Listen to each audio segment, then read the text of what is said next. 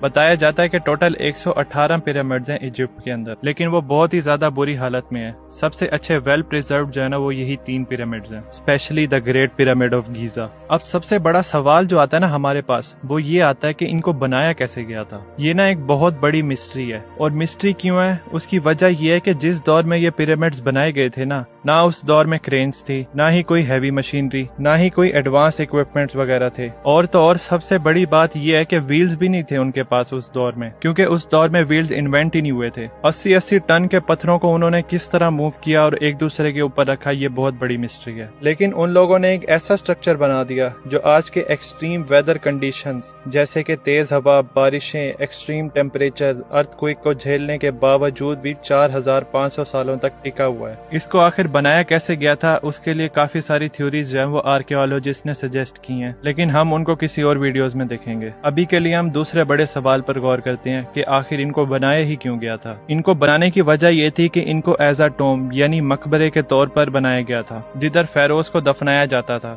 اصل میں ایجپشن جو تھے نا وہ آفٹر لائف کے کانسیپٹ کو بلیو کرتے تھے۔ وہ یہ مانتے تھے کہ مرنے کے بعد جو ہے نا روح کو باڈی چاہیے ہوتی ہے، اور اس کو اچھے سے پریزرو کرنا نا ضروری ہوتا ہے۔ اسی وجہ سے وہ ممیفائی کرتے تھے اپنی باڈیز کو، اور یہ سب چیزیں جو تھی نا وہ ان کے ریلیجس بلیف کا حصہ تھی۔ اپنی ممیفائڈ باڈی کے ساتھ ساتھ نا وہ دوسری چیزیں جیسے کہ سونا، چاندی، برتن ہو گئے،